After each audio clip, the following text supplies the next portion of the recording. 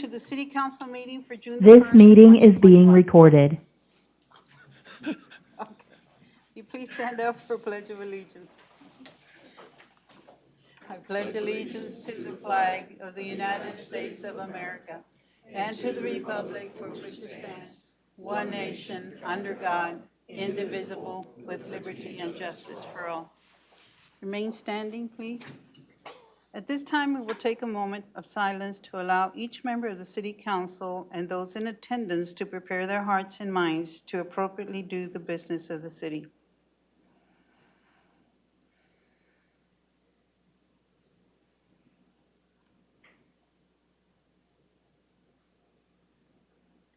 Thank you. April, I'm sorry, can you do the roll call?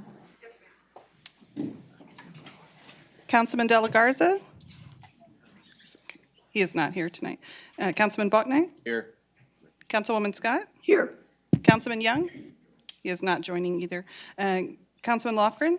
Here. And Mayor Pro Tem Solis. Here.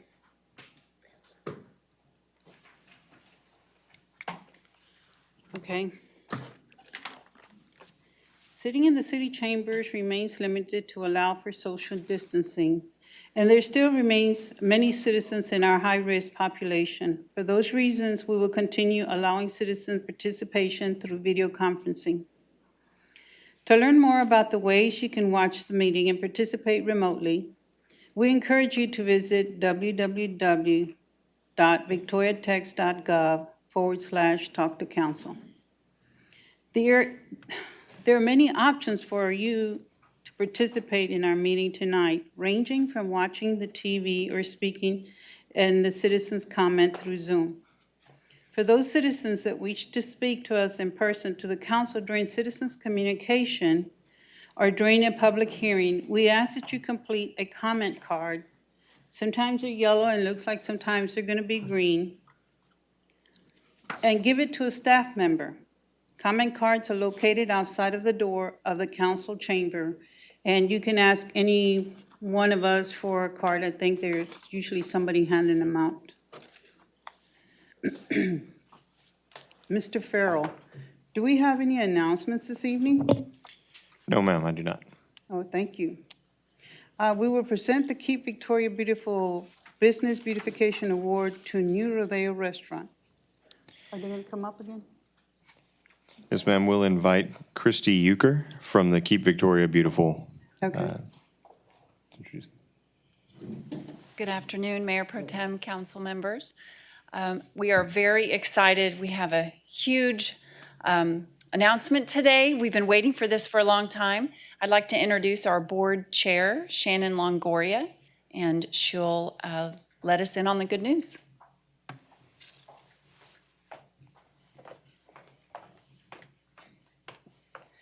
Good afternoon. Thank you all for having us this evening. I wanted to use this as an opportunity to really thank you for all that you're doing to get behind Keep Victoria Beautiful and making sure that we're all taking personal responsibility for improving our community and taking care of it. And so in light of that, we have done a couple of cleanups already and made a difference, but we also want to recognize the leaders in our community who are making a difference on a daily basis without being asked. We went through a process of a nomination process where we had folks in the community who selected an outstanding member of our community who is a business owner who is making a difference every day. And our selection process was, we went through and made sure we went down the line. Our committee did a great job. We have some of our members here today of our board. If you would, on our back row, if y'all want to wave your hands. They've done a great job. Volunteers in the community who are doing a wonderful job spending time selecting people in our community who are doing a wonderful job. And so we went through the nomination process, and today we want to recognize the new rodeo restaurant, Javier and Maritza Lopez. If you guys would come up, please. And our board, if you would also come up, and we want to recognize you and appreciate you for all that you've done for our community.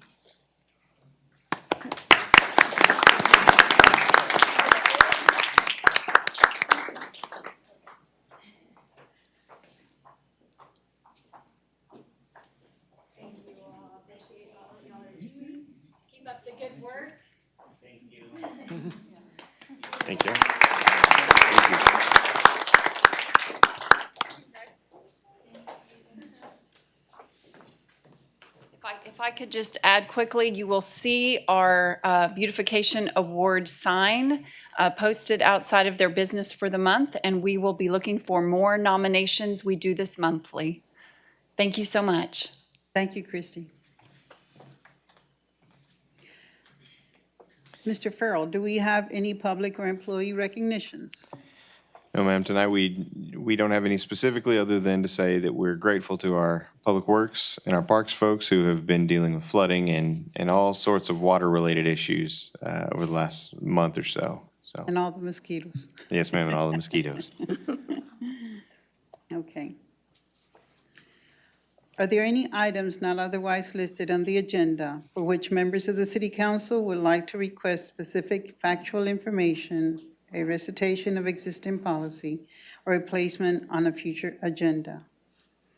We received a request from Dr. Young for an update on mosquito control, and we will ask our Parks and Recreation Director, Jason Alfaro, to tell us more about these efforts.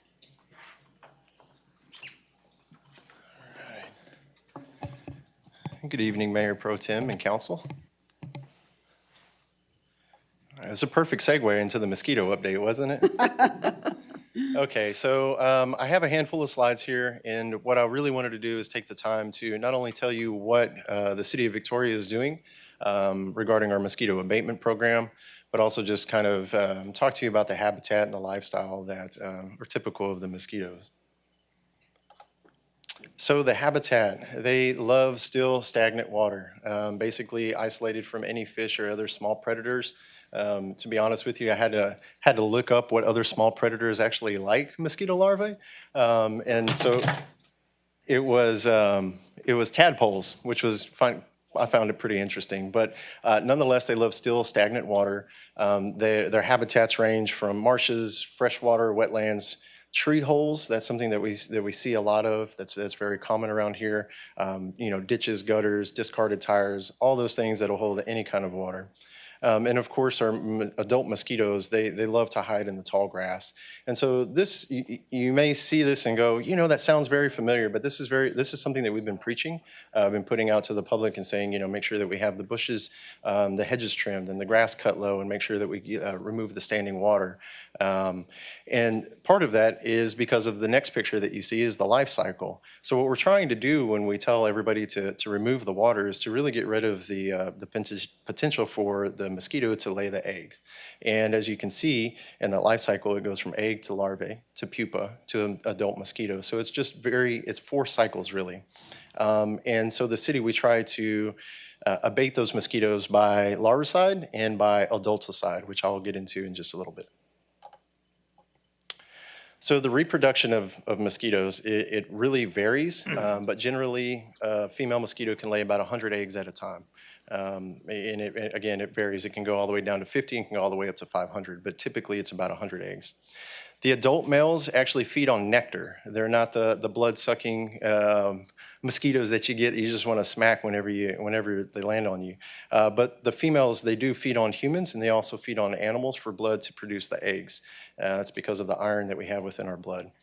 So after feeding, the female mosquitoes will actually look for a source to lay eggs. So you won't see any mosquito. If you see an adult mosquito in the water, they're laying the eggs. They just got done feeding.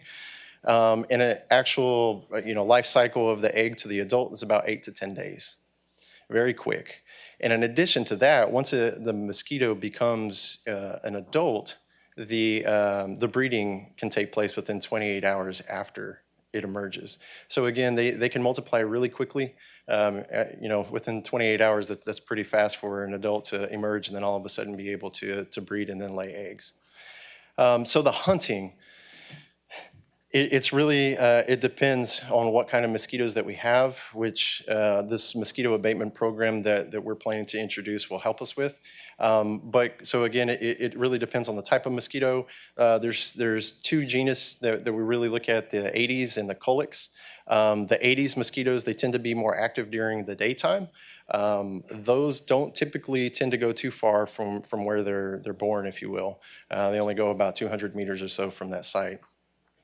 And then the other genus of Culex mosquitoes, those are the ones that you can primarily see during the nighttime.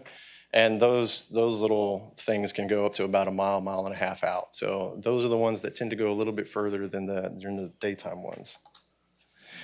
So what kind of tools do we use? What do we do to actually, fight off the mosquitoes, if you will? So as I mentioned before, it's a two-step process. So one, we try to mitigate the mosquitoes when they're larvae and when they're eggs. And so that's what we start to use a pesticide called larvicide. And in that far left picture, you can see it. It's one of those they're called mosquito dunks. And we actually pushed probably about 100 of these out in Riverside Park last week. These are the things that you're not going to see, just going out. You're not going to typically see park staff, dropping a dunk in a pond. And it's just going to be, you hear the mosquito sprayer for sure, right? I mean, coming from blocks down the road. Which leads me into the second picture, which is a picture of our mosquito sprayer. This is something that Danielle Williams really had a hand in, which is great. We actually got 5 of these mosquito sprayers, and they have a GPS system on them. And you can see that on that third picture. I can tell you it's a really cool tool. I went out personally Sunday night from 9 o'clock to 5 in the morning to spray for 8 hours, and I've done that before in past cities, and I was tired about 3 o'clock. This thing kept me up, and I don't know what it was. 4:30 was about where I started to feel a little slow, but I guess you just have this big bright screen, and it's like a maze. But you can see on that right-hand side, it actually maps out where you're going, where the mosquito fogger is going. So red line would indicate that we're either traveling or that we haven't sprayed in that area, and a green line, as you can see in that picture, shows that we sprayed that area. That helps us out tremendously. This machine lets us know how much we spray, the time that we start spraying, the ounces per minute. I mean, it keeps track of all the stuff that we used to have to do manually. So it's really, really, really, really cool tool. So that was all the tools that we use. But the adulticide is what we typically hear about, we see about, going around, throughout the city. This is what we spray in those trucks or from those trucks. This is the product that we spray. It is a water-based chemical. They're typically either mineral oil or water. We use water. This is a restricted use pesticide, meaning that you have to be a certified applicator through the Texas Department of Agriculture to be able to even purchase this chemical. We have employees who hold that license, myself included, and then we have employees that actually spray underneath some of those licenses. So that's how we're able to utilize our staff to spray.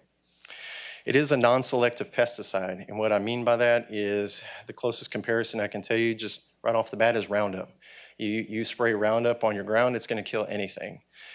You spray this, and it's going to, I don't want to say it's kill anything, but it's going to kill all of either the bees or whatever is out there. And that's one of the reasons why we wait later in the night to spray, is because of the bees and the pollinators. We do spray the maximum limit allowed, which is 0.007 ounces. And so we do spray at the maximum. The thing that we get caught up on a lot and that we have to deal with is we cannot retreat the same site that we sprayed at that 0.007 rate, that maximum rate that we do, more than once in 3 days. So we spray, and then 3 days later, we're able to spray again. Now, there are variables to that, and those are the 2 variables on the right-hand side. One of them is the state has to have an approved natural disaster. We have to be in our recovery efforts, and we have to have documented evidence of disease in humans, animals, or even in vector mosquitoes. Now, we're currently working with the state, and we're also working with the county to try to figure out how we can identify some of this. The way that we can at least identify a potential mosquito or a human-borne illness in mosquitoes is through vector mosquitoes, which we plan on trapping, and I'll get to that in just this next slide. So we have a mosquito program. This document right here on the right-hand side is just a snippet of the first page of it. It's a 12-page document. It's something that I started looking at last year. We reached out to other cities that just have worked with or have known that they have a mosquito abatement program. And quite honestly, I mean, we didn't reinvent the wheel. We obviously made it fit Victoria and what our staff is capable of doing with you know, the staff that we have. So in this mosquito program, it's going to identify, you know, trapping. It also has risk levels that will help us determine where we need to spray and how we need to spray. Our plan is to implement this by the end of June. Part of the reason is that we're still waiting on some of the traps that we had ordered through the state to be able to get here. Once we do have traps, we do plan on putting those out throughout the city, various locations. We're going to first attempt the biweekly trapping and being able to send that out to the state. Again, just with the limited resources we have, the state actually said, you know, weekly or biweekly, whatever you can do is going to be best. The state is excited about it because Victoria, we haven't ever done this before, and so not only is it going to help us, but it's going to help the state figure out where the mosquito populations are, what kind of mosquitoes are coming in, and if there's any issues, if you will, in South Texas. Again, this mosquito program will have risk levels and responses for the city. I can tell you, for instance, if a mosquito-borne illness like West Nile is found, we would end up spraying additionally in that specific area or in that location. And then we plan to have continued public awareness and just education. Again, we want to be able to publicize this as well as a map that we had updated that I'll show you in just a minute. So overall, what have we done this year? Because it has been a really rough year. It's been a lot of rain. I think we're in the 6th week of potential flooding. It's just been really, really crazy. And honestly, from the Bastrop fires, I said I'd never complain about rain again, so I'm not complaining at all. However, the city, we already have sprayed out the entire city 4 times. Compare that to last year, all we did was spray the city 3 times last year. So we're already over 1 from what we did last year, and we're continuing to spray.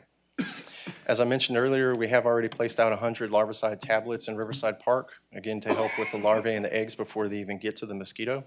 Larvicide has been placed in standing water throughout the cities and the ditches. We also have another piece of equipment where we go through the ditches, and it's a spray gun that they spray into the water. We did get assistance from GIS with updating our mosquito map. It's the last slide I'll show you in a minute. But we're also updating our larvicide map. So the hope is that we can get all this information and put it to the public and on the website, so at least they know where we're talking about. When we say we're going to go spray, you know, section 2, 3, and 4 today, they know exactly where we're at. We are looking at improving routes and times of spraying. That's one of the reasons why I felt like going out for 8 hours on Sunday night. And then we do plan to publish this on the website. And just to give you an idea, this is the map. Sorry, it's a little grainy on the left, but you know, as you can see, staff just basically took a color pen and started coloring and saying, okay, this is where I think we can get 2 or 3 hours worth of spraying.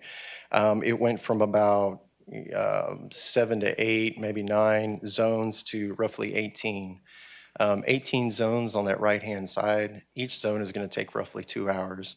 And we're talking about a total of 36 to 38 hours worth of mosquito fogging.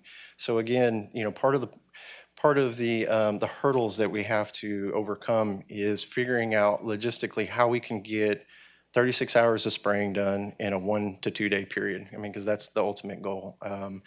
You know, with the way that we had currently had it kind of spread out, while it does help us, it also hurts us when it comes to raining on a Wednesday or a Thursday, and it really breaks it up. So that's the goal, is to get it down to 1 or 2 days, the entire city. And with that, that's all I have. Have any questions for me? Jason, ma'am. does the wind have any factor in when you spray? You know, the high winds, you know, when you're talking about 14, 15 miles an hour versus our normal, you know. Yes, ma'am. So the label doesn't specifically call out when a certain wind exceeds miles per hour that you can't spray. All it says is that the winds have to be greater than 1 mile an hour, but all of our label products and our equipment is calibrated up to 20 miles per hour. So our equipment, once Once we go above 19 miles an hour in our trucks, the chemical stops coming out. So yes, ma'am, roughly 18, 19 miles per hour is when we're not going to be out there. Good. And that's one thing I failed to mention, that our trucks, the spray only goes off between 5 miles per hour and 19 miles per hour. If you go below that, it actually cuts off. And it's a variable speed, so the rate of flow doesn't change in the chemical. Okay, when you come to a stop sign, I noticed it stops. So, because I listen for it at night and I can hear it, and my husband goes, "There goes the sprayer," but, you know, it stops and then it starts up again. So whenever you're stopping, it turns off, but does a spraying machine turn off too? No, ma'am. Okay. No, ma'am. Not unless the operator has physically turned off the machine, it will stay running in idle. Yes, ma'am. Oh, okay. Thank you. I was curious whether you and the Solid Waste Department had compared notes, because they've got different routes that they've been perfecting for years. You might show them something they don't know, or they might have some hints for you. I have not, but that's definitely a great comment. I will look into that. Any other questions? Okay. Well, thank y'all. Thank you. Thank you, Jason. No, okay, we did the mosquitoes already. I would also like to ask the city attorney, Thomas Gooch, to provide us with a quick update on the legislative session that just wrapped up. Thank you, Mayor Pro Tem Solis. I'll say also, my wife does the same thing. She says, "Ooh, there's the mosquito truck," except she's way more excited than your husband. She loves the mosquito truck. I think everyone in the community loves the mosquito truck more than they love lawyers talking about legislation. So I'll try to keep this as quick as possible. As you know, yesterday was the last day of the legislative session. And so this is a great time for me to come forward, and I appreciate you asking for the update, to give you an idea of where we've been, where we're going, and what we've accomplished. So as of right now, the governor has 20 days to veto anything that was passed within the last 10 days of the session, or to sign those bills. If the governor takes no action, those bills will go into effect without his signature. It is likely that we will see special sessions this summer and this fall. At the very least, we'll have a special session for redistricting. Once the Federal Census Bureau releases the new census numbers, the local state legislatures across the country will be working on redistricting, and Texas is no different from that. So we are expecting a special session this fall. Also, there were several priority items, priorities of the governor and lieutenant governor, that did not pass in the last week of the legislative session. And there's a lot of noise being made right now around Austin about the governor calling the legislature back for a special session either before or after the redistricting special session. So we may still see some legislative activity this year in addition to the redistricting session.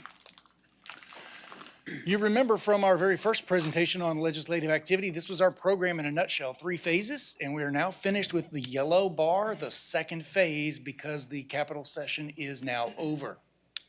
During June, July, and August, my staff will be working to review all of the bills that did pass and to work with all of the various departments on educating them on what has changed in the law so that they can begin implementing those new laws and updating their procedures before September 1, when those bills typically go into effect.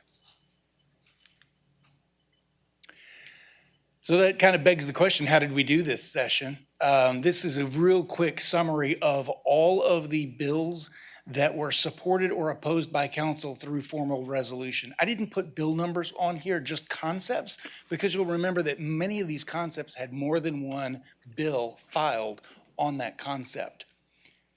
It's important to remember that in a typical session, 4 out of 5 bills that get filed die before they ever reach the governor's desk.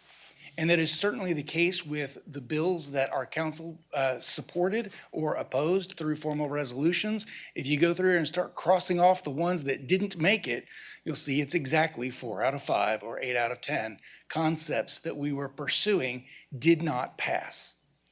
A couple of them deserve notice.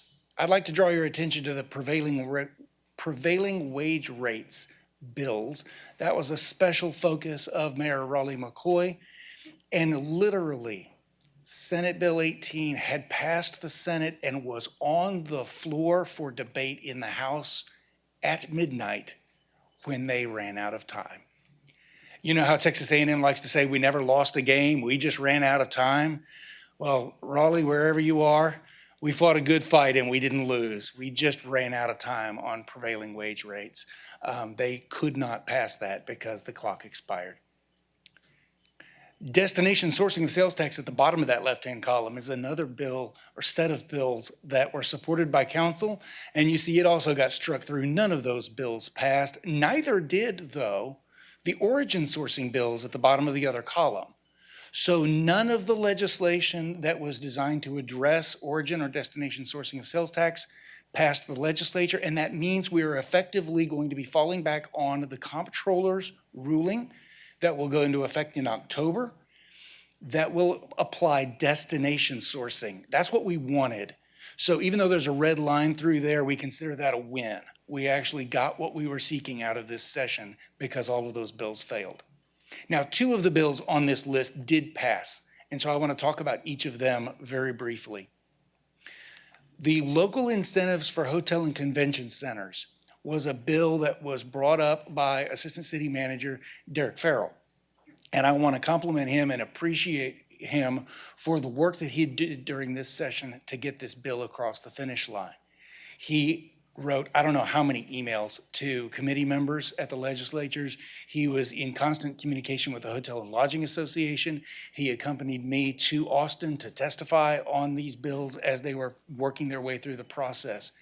And since that bill passed, the city of Victoria will be able to use already existing tax dollars, the hotel occupancy tax, to incentivize the construction of a hotel and convention center in our community and to develop a convocation center in our community. That's 2 things that we could not previously do with our hot funds. So no new taxes, but a new way to use existing taxes. And I think that's a positive for our community. The other one I want to highlight is the payment of debt service bill. That is a bill that you opposed because you'll remember as in its original form, it would have required the city to go out for bond elections on almost any infrastructure project like streets and roads, anytime that we were selling bonds. That bill did pass, but it was significantly amended along the way to add exceptions for almost everything that the city would need. Streets and roads, public safety facilities, expansions of existing facilities, parks, just about anything that we were seeking to have an exception put in for, we got included. I want to thank Dana Williams Capone for coming with me to Austin and testifying on this bill and trying to convince them to also include libraries. We were unsuccessful in convincing Senator Betancourt to add that to his bill. But I know a lot of the members of that committee agreed with her. There were a lot of nodding heads around the table. There was even testimony from members of that committee that they believed libraries should have been included. So perhaps we can get that in the future. We will certainly continue to watch for opportunities to do that. So even though that bill passed over our opposition, I would say that we were successful in getting it amended so that it was not the negative bill that we initially started out with. So all in all, I would say it has been a successful session for us, especially in our first effort at reaching out to the legislature on this level. And I will remind you, we are a long way from done. We are entering phase 3 of our program, and we will be continuing to push this through the beginning of September to make sure that the city is prepared for all of the new legislation that has come down the pike. And then, starting in September, we will look ahead to the next legislative session to see how we can improve. I'll answer any questions anybody has about any of these bills or the process. What was the deadline that was agreed upon for the local incentives for hotel and convention centers? 2027 or, yeah, 2027. Right. So we've got a good amount of time to get those projects off the ground. All right. Thank you, Madam Solicitor. Thomas. Citizens communications. As a reminder, citizens communication may be done either in person or through video conferencing. We would encourage anyone who has any recent exposure to COVID-19 or those who may be a high-risk population group to make use of the video conferencing option. Those instructions are again available at www.victoriatech.gov/talk-to-council. Comments will be limited to 3 minutes in duration and will be received by audio only. There will not be an opportunity to provide any presentation or visual material, either in person or via teleconference. Please remember to silence any cell phones, televisions, or other background noise so that we can clearly hear your comments. It is generally the practice of the City Council not to respond to comments made during this time, but city staff will be available to follow up as necessary. If you wish to speak about an item scheduled for a public hearing later this evening, please refrain from commenting until we reach that point in the agenda. Are there any more comment cards? I have 2. If you wish to speak through video conferencing, please raise your hand, the raise button below now. James, do we have any citizens wishing to speak to us video conferencing? Okay, thank you, James. Now I'll call Michael Vanduro. I'm sorry, Michael. It's close enough. You'll never be a Mayor McCoy. Well, you just have to practice with me so I can say it right. Don't like to say it wrong. Good afternoon, ladies and gentlemen. We have a problem with high grass, and I was wondering if the mosquito applicators could take a picture of the high grass and send it to code enforcement. I mean, some of the grass is 6 foot high, and some people just don't believe in mowing. That's the way it is, and that would help with the mosquito problem. I live at 2204 East North Street, and the trailer house at the corner, no one lives there, and the grass is 3 to 4 foot, and no one plans on taking care of it. And I was wondering if someone could spray again. I do appreciate the spraying they did in May, which really helped. But anyway, it's Johnson grass, and they haven't lived there in 3 or 4 months. And I did report it to code enforcement and fire marshal, because it is a fire hazard too. And anyway, there's just mosquitoes buzzing around, and the mail woman was complaining about it to me, and I said, I'll take care of it. And I mowed around the mailbox and around the sidewalk. I would do the whole thing, but then she'd expect it every day, or complain. Sometimes I mow people's yard for free, and they say, well, you missed a spot right here, or you did this. So I don't help people, because when you're kind in the trailer park, they think of it as a weakness, and they take advantage of you. So you got to be mean and firm. But anyway, but seriously, I would like it if they could maybe inform code enforcement, because we got grass that's 6 foot high on a lot of fields all over the place where I live and all over the entire city of Victoria. But I do appreciate the effort, for the mosquito control for May. They did an excellent job. Thanks, and have a good afternoon. Appreciate it. Thank you, Michael. Next, we have Ben Bensicle. He's the new district director for the state representative, Jeannie Morrison. Welcome. Hey, thank you. Good evening, Mayor Pro Tem and Council. Again, my name is Ben Bensicle, and I'm, like you said, the new district director for State Representative Jeannie Morrison in District 30. I live in Victoria, and I will be working out of the representative's Victoria office. If there's ever anything that the representative or I can do to assist on the state level, please let us know. All right, thank you. Welcome. Thank you. Thank you.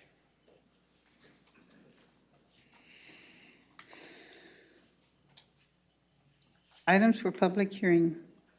April? Yes, ma'am.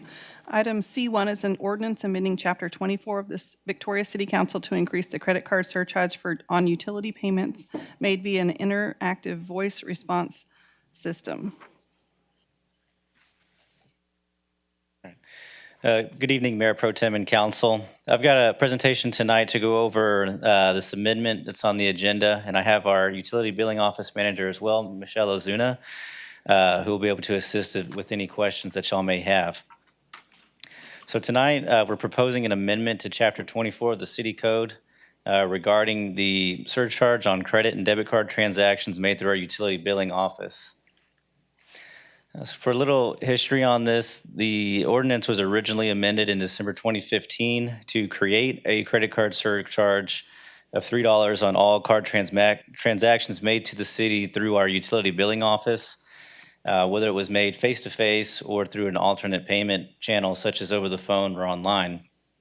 The utility billing office experiences a high daily call volume, receiving on average 150 to 200 calls per day, with an additional 50 to 100 voicemails received per day, which are typically responded to by the next business day. Accepting payments over the phone does create a time burden, which limits availability to assist customers in person or over the phone who have issues with their bills or with their water service. What we're trying to do is alleviate some of this workload to increase the level of service provided to our customers. The utility billing office has explored options for improving efficiencies with our payment handling processes.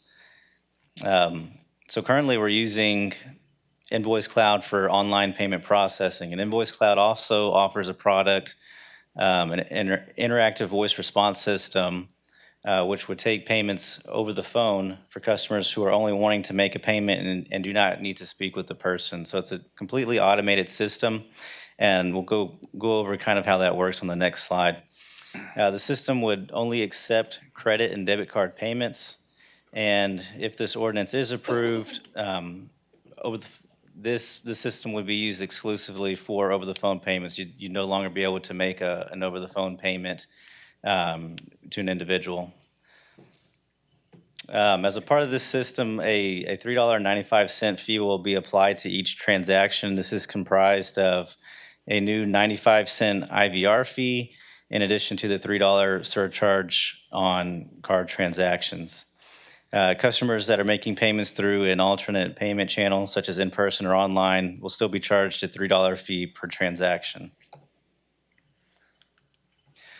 So the way the system works is you'll call in. It'll ask you if you're wanting to make a payment or speak with a representative.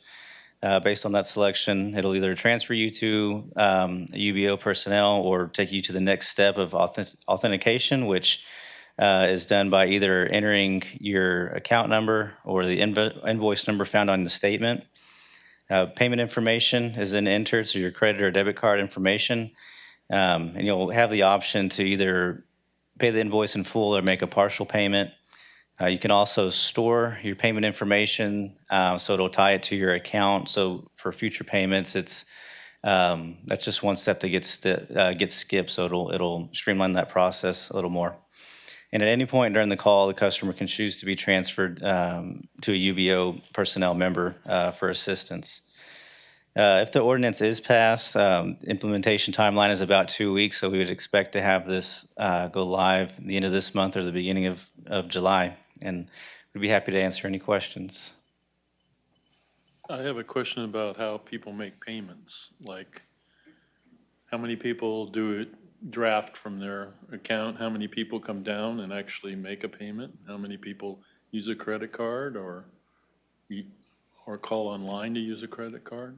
Is there a lot of people that use a credit card? Yes, sir.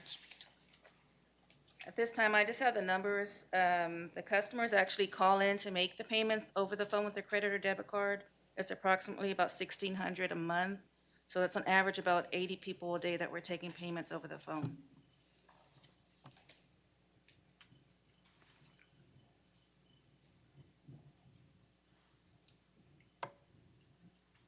How many people are answering the phone? We have 3 customer service representatives. One of them works in the new accounts office, so if she does not have a customer there, she'll assist the other 2 answering the phones. We do have another cashier that will step in and answer phones. She's the relief, so she'll step in and answer phones as well. How do you return the calls? Because you said you got calls that they leave. When do you do that? We do it in between customers, in between calls, and even after hours. We try to get all the voicemails returned the same day before we leave home. So your numbers, you're going to eliminate almost half of your calls that you're taking. I believe so, yes, sir. The majority of our calls are payments over the phone. Okay. How's that affect your staffing then? Sounds like less We'll get more overtime. work done. We won't be staying after hours to return some of the calls, catch up on our workload. Because of the call volume, we are falling behind on some of our work orders.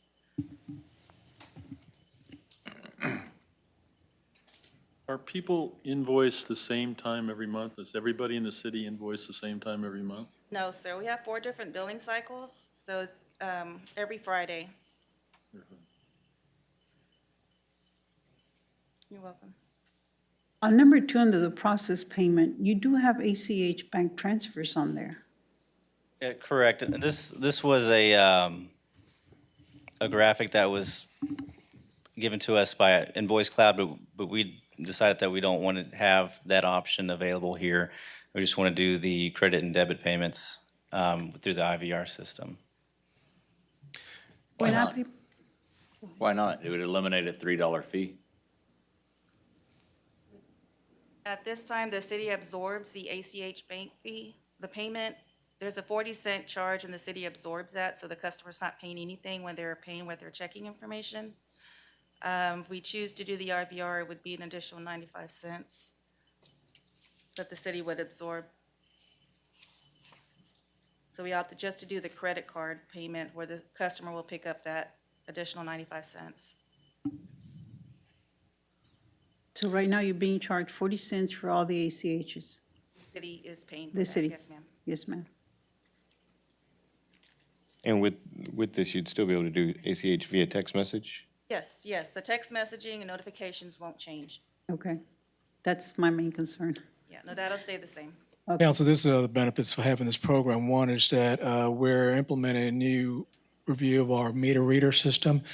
As you aware know that due to the past winter storm, we have learned a lot of our software system that its capabilities. So one of our intent is to spend more direct time in monitoring that system, which is capable of doing it. In order to do that, we need to have some time hours available too. So that's going to help Michelle in doing that and align some of that time out. The second part, there is a cost associated to the overtime, as you all aware now. And hopefully that cost of overtime and payroll, UBO will drop eventually because these ladies do stay after 5 o'clock and they're on the clock. So, and she's serious about getting these calls back in 24 hours because that's a service that we want to have. But overall, this is a great benefit tool. You know, it's 95 cents. I understand that. It's a system that allows you to take the customer and make the payment itself. I would love everybody to be on the draft. I mean, it's no brainer. I mean, free, everything else. If you want to pass the ordinance and say you're required by law to do everything on the draft, I'd be happy to do that. But we can't do that, you know that. But still, it's no brainer that they should be doing that because there's no cost to them. But there are people, and I saw some of your faces, like $1,600 a month. There are people out there that way. So anyway, hey, I still write checks and send them in. So, you know. Anyway, but there's a great benefit. We're trying to expand the meter reader part of it to get a better handle on it for the next time we have a winter issue that we're not caught where we were last time. So we need some more available hours too to do those programs. Thank you.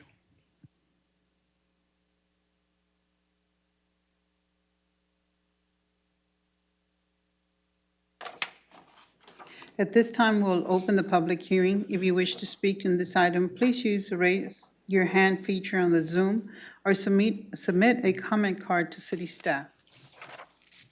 Are there any comment cards on this item?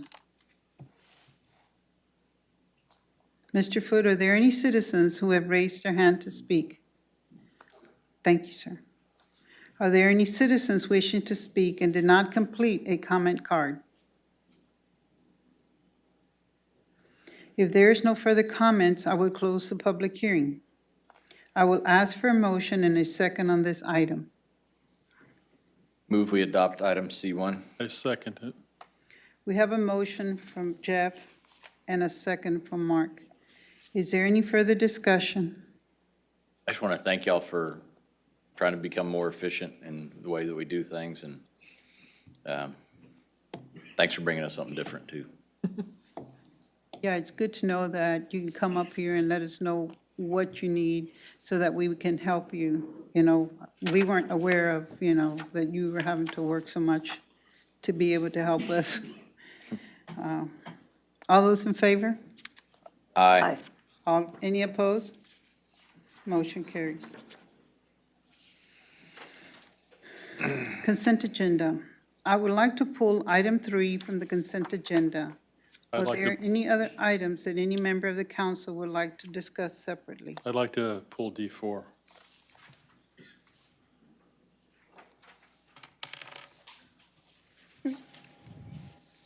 Okay, I'll read the rest of the items.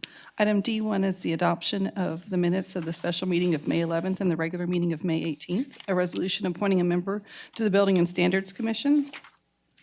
Item D5 is a resolution approving a variance to Section 2155BF to allow for the approval of preliminary plat for the ranches of Terra Vista, a multi-phased subdivision containing more than 50 lots with only one access point to a public roadway.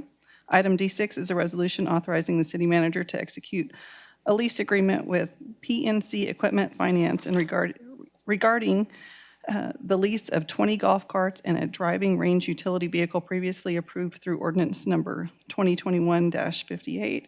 And item D7 is a resolution authorizing the city's application to the Texas Department of Transportation's 2021 Transportation Alternative Set-Aside Program for the O'Connor Elementary and Stroman Middle School sidewalk project in the estimated total amount of $574,750.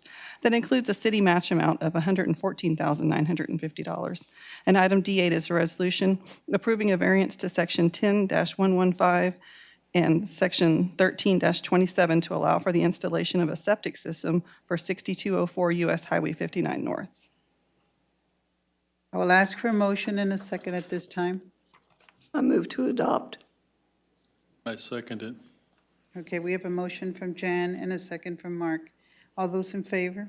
Aye. Any opposed? Motion carries.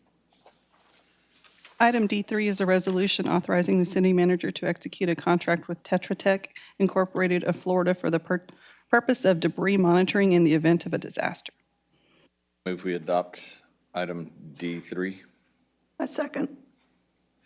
Okay, we have a motion from Jeff, and a second from Jan.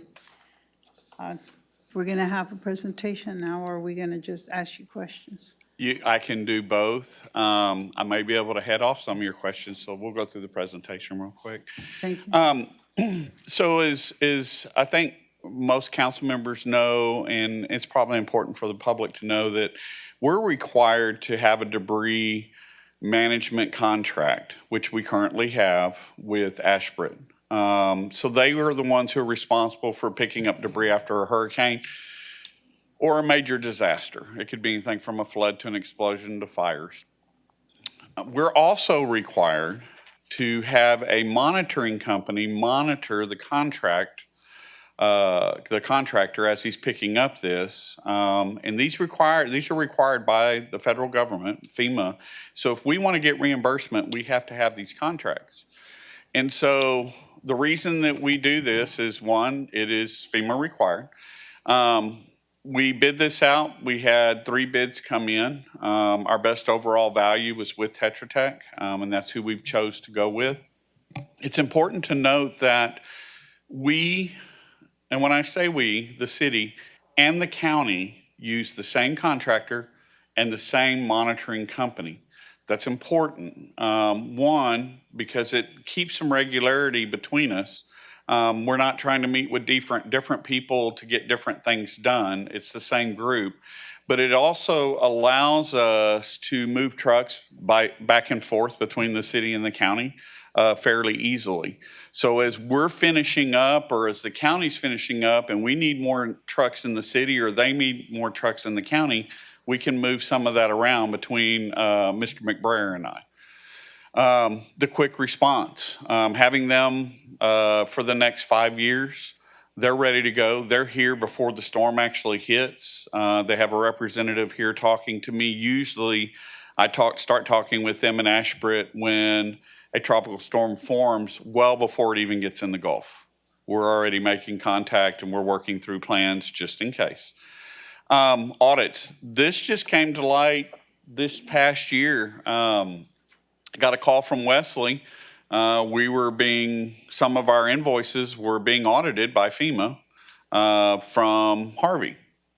It was as simple as picking up the phone call, making one call to Tetra Tech. They provided Wesley the information. We sent it to them and we're done. No digging, saved us Lord knows how many hours having to dig that up ourselves. And then best overall value to the city. When the contract came down, they had the best price, and they've shown that they can do the job very well. It's a 5-year contract with up to 2 additional 1-year renewals. It has to be activated by city council. It's not something I can do because I want to, but there is a limit. We say we can pick up a few hundred cubic yards of debris. When we start talking about 15,000, 20,000, 30,000, if you'll remember in Harvey, we picked up 500,000 cubic yards of debris. So that's a lot. That's something we would not be able to do in 40 years. And so we recommend this passage. And I've got one thing more I'd like to show you, James, if you'll pull that email up. Okay. So every day, Tetra Tech gives me a report. This is one of the daily reports. It tells me how this report is from October 4th, 2017. This is a report from Harvey. Shows you that the total yards we picked up was 263,288 yards. We've had 5,504 total loads. They picked up they've had 34 days of operation. The average yards per load's 48. The maximum daily cubic yards, the average, and then the local call load. Then you come to, at this time, everything was going to the airport, the old airport out at Allo Field. This is our DMS. This is our temporary debris management site. And so, sorry, wrong way. These are the things that I get from them reporting wise, and that's kind of got that over the top, but it shows you that day we had 37 trucks operating in the city. We picked up 213 loads at an average of 46 cubic yards per load and an average load call of 83%. 83.78%, that means when they drive into the temporary debris management system, that truck was 83.78% full. So while they may have had a little room, but you've got to remember when you're picking up brush, there may be stuff sticking 3 feet out of the top of that. So you've got airspace. You're never going to see 100% full because we're picking up brush and timber and things like that. And then we only use one disposal site. So I get these every single day during the time of cleanup. And so with that, I just wanted to show this because this is one of the important parts. There's also, some of you may remember, there's also a map, an interactive map. I could not have that tonight because you have to have internet access to that and they have to be working in your town. But I can tell where trucks are live and where pickups are done live per address. Everyone that's put in there, Tetra Tech marks as a green dot on a map of the city, so I can move trucks around as I need to during the process. And I'll answer any questions. I was just wondering, that was my questions, was why we had to have it, and because I thought we only had Ashbright, but now I understand. I know that you gave us a lot of reports during Harvey, so I didn't know where that data was coming. I was thinking you were such a bright man that you had all these. I'm a hard man to please, but no, it is required. Now remember that as part of getting reimbursement, we have to follow their rules. Right. Now we were able to get 100% reimbursement last time. But by doing our plan and having this in order, we're still eligible for up to 3% more than anyone else because we're still holding that from last time. We didn't need to use that because we had our plan in place. If you'll remember, a lot of cities didn't have their plans in place, and it ended up coming back and kind of hurting us a little bit because FEMA just went in and said, well, you know what? Forget the competitive bidding. You can just hire whoever you want. And so other cities started paying where we had a set rate of, $12.95 a mile, or I'm sorry, cubic yard. Cities were offering $50 a cubic yard, just east of us. And so contractors are wanting to leave. Well, we had a contract. We did have to go up a little bit, but we still only went up about $8 compared to, so we still had the contractors, we still had the trucks. We didn't get hurt by that. And now you see those cities who didn't have those contracts getting those contracts. Harvey proved the point that if you weren't ready, you were going to pay in a bad way. And we were ready, and it ended up saving us a lot of money. Well, I'd like to add to that not only were we ready, but yes, some other places paid more. It took them longer to get started. I was so impressed that, we practically started picking up brush while the wind was still blowing. We started within 24 hours of the time that the winds got below hurricane or tropical storm force. We picked up 500,000 cubic yards and we're through before Thanksgiving. So 3 months. And Harvey was at the end of August. Yes, ma'am. For anybody that managed to forget that. Well, thank you so much, sir. Thank y'all. Appreciate it. Okay. All those in favor? Because we haven't voted, have we? No, we haven't. Okay. Because you did the motion and Jan did the second, so now we just need a vote. All those in favor? Aye. Any opposed? Okay. Item D4 is a resolution approving a variance to Section 21-83A2 for the property located at 101 and 105 South William Street in order to allow for a subdivision of a commercial lot with a minimum width of 72.35 feet. Question is, can you put the map up on the? No, sir, I No, did sir. not prepare a presentation. It's from you're splitting something into two, right? Yes, sir. But one of them is 72 feet and the other one's 200 and some odd feet? Mhm. What can you build on a 72-foot lot? In downtown, with the parking requirements being what they are, you can actually pretty much develop any sort of commercial business if you wanted to, follow all the applicable fire codes. You could do a development pattern as similar to what you see in the kind of central business district area.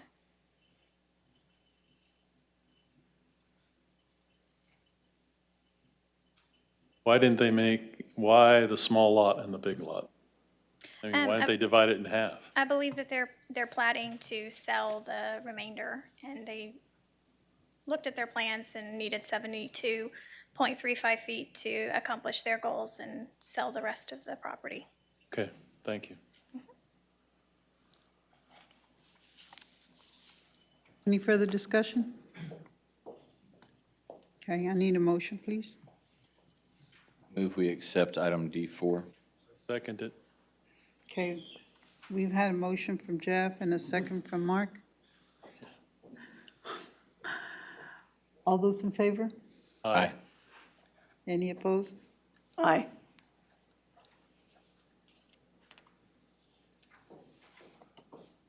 Okay. Get that.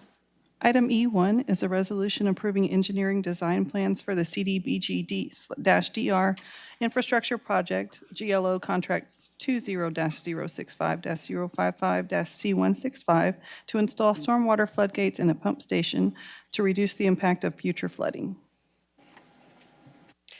Good evening, Mayor Pro Tem and Council. Tonight, my item relates to the approval of the final design plans for the floodgates and pump stations under this project. And the reason why we're presenting this separately is because it's a requirement by the GLO that we get this approval prior to bid solicitation.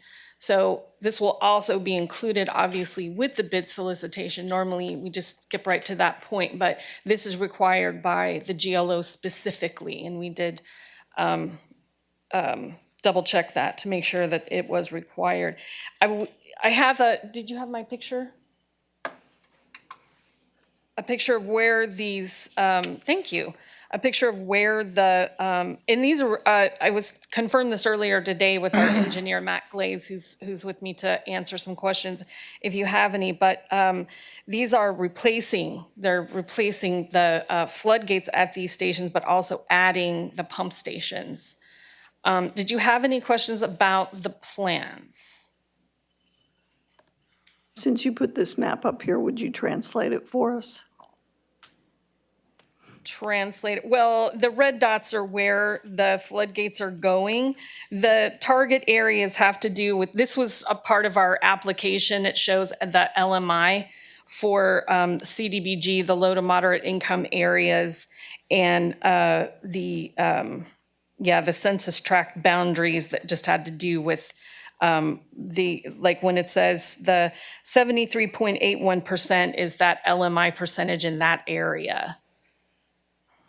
So there were different tracts here where this, and the target area is shown in the green, where I guess that's where the flooding was bad. And I'm sorry, this project had been applied for long before I became grant administrator, so the discussion about where this needed to go and all of that wasn't something that I had a tremendous amount of information on. Oh, here's Ken. Yay, Ken. You did. You did super. Are you wanting to know where the location of the floodgates are now? Yes. Okay, there's one at the end of Murray Street. If you go all the way to the end, Murray Street dead ends in South Victoria. If you go past that in that field, there's one kind of stuck back in there along the river. That's one. The other one is down there at the end of the Moo-Moos on Water Street, on the other side, of course, of Moody Street. Then that's floodgate number 2. Then there's one that's on Glass Street, right around 2nd Street. That's the one that really, I would say, spurred this project on, in the fact that we currently have pumps there now, because when it rains and the river's up, that area of town in particular doesn't drain because that floodgate's closed. And that's always, we have pumps up there now and in anticipation of that happening. And then the last one is over there on what we would call off Willow Street, right there next to our old trickling filter plant, the old Willow Street plant. There's a line that comes down, and all of these drain, they're 60 to 72 inch or box culverts that drain Victoria into the river. And that's what you're putting the gates on our storm sewer, so that the river doesn't back up into the storm sewer. Currently, they have gates. They're mechanical steel gates. They've been there for, we're thinking 50s, maybe even older. And we have to go out there and pull a chain to pop them open and make sure that they close. What we're going to do is remove those mechanical gates and put the Tide Flex valve, which is basically a big duck-billed rubber valve that closes when the river's pushing against it this way, and then as the river goes down, the water, it'll start opening up. And it's all done by head pressure, no mechanical, no chains, no hinges, none of that. So we're improving that floodgate capability. Good. You don't have to put somebody in the water. And we don't have to go pop gates. I know George used to do that. Yes, That's why I he knew told me. that. Yes.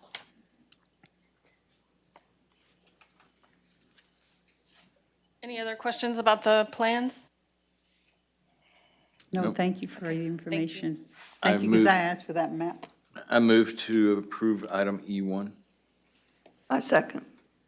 Okay, we have Jeff made the first, and the second was made by Jan. Is there any further discussion? All those in favor? Aye. Aye. Any opposed?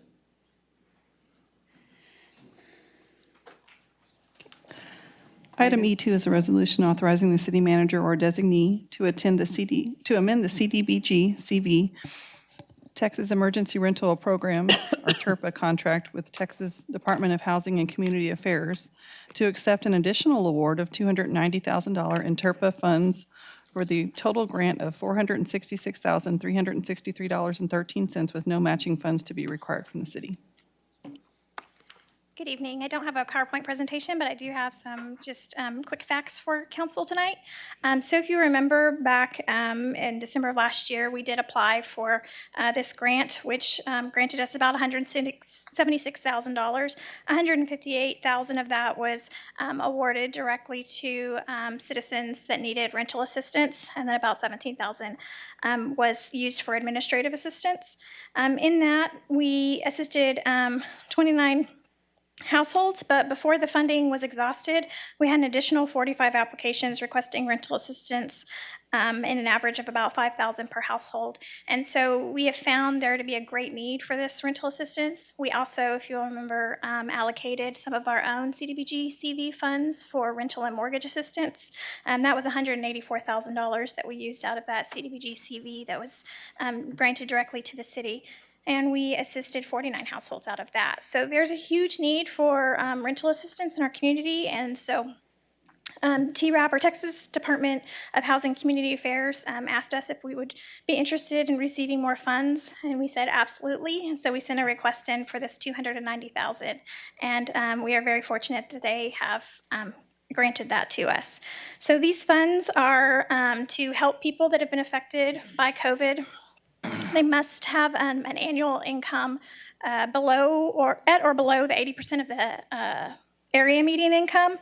Of course, be impacted by COVID-19, financially impacted by COVID-19. Show proof of tenancy, and then they cannot have any duplication of benefits, which means that we can't help anyone that we have helped in the past. And so eligible households with these funds would be eligible to receive up to 6 months of rental assistance, which is paid actually directly to their landlord on their behalf. And I'd be happy to answer any questions about this program, but we're very excited to be able to continue it with this additional funding. When will it be effective? As soon as we sign the contract, we can start taking additional applications. But you said you had 45 applicants already, or did you already take care of those? No, so those will be first in the queue, but we'll continue to open until all of the funds are expended. Well, if you want to apply, you got to hurry because you got 45 people ahead of you.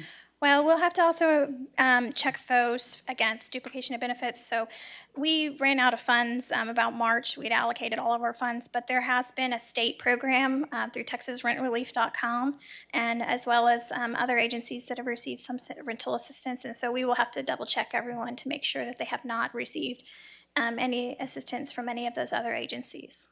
Okay, so it's not just from us, it's from all the other agencies that you have to check into. Mm-hmm. Okay. Good.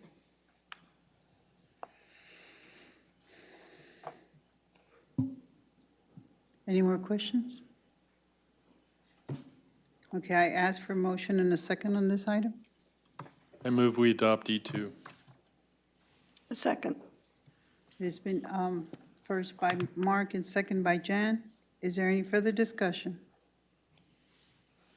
If not, all those in favor? Aye. Aye. Aye. Any opposed? Item E3 is a resolution approving a storm recovery agreement with Gexa Energy for a payment of higher than anticipated ancillary charges due to Winter Storm Uri. Good evening, Mayor, Pro Tem, and Council. One comment, I have to say that, I just know we got on-air lights. I just wonder, we got to have some applause signs up there, or boo signs, because I'm thinking about maybe the PEG channel can buy that. It'd be kind of interesting. Maybe some laughter tracks Yeah, you also. can put a button up there, yeah. Anyway, I had to say that. I'm sorry, guys. I know you're laughing over there. Mayor Pro Tem, Council, usually I'm up here before you give me some good financial news, but tonight it'd be a little bit opposite. As you're aware, the city is a member of the TCAP, Texas Coalition of Affordable Power, which procures energy for various governments, just like the city of Victoria. I was here a few months ago. We entered a contract for the coming year. All procure energy includes some type of variable costs in there besides the fix. And one of the variable costs is called ancillary services charges, which is set by ERCOT, and all grid users, meaning businesses, individuals, government entities, pay that. And it's set by ERCOT, the rates. So what is this ancillary services? I have some consultants with me. They're going to do a better detail than I'm doing right now in justice because they do this for a living. But I want to take a whack at it.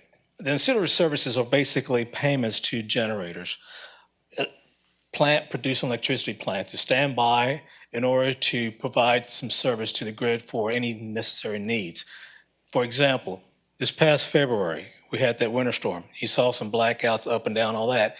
Well, we had some huge ancillary service costs at that time. We had the ERCOT called in some plants and they paid some people off, which costs a higher cost and it has to be paid out now. Now, historically, these ancillary services run about from close to $1 to $1.5 million. And it's usually paid by TCAP organizations. Cities don't pay them. And usually they have a reserve set aside to handle these situations. But in this case, this event, the cost of the ancillary service cost is about slightly over $31 million. It's way above TCAP's financial capability to handle it. So we're going to have to spread the little love out to the members themselves. So the city side portion is about $456,000, our share.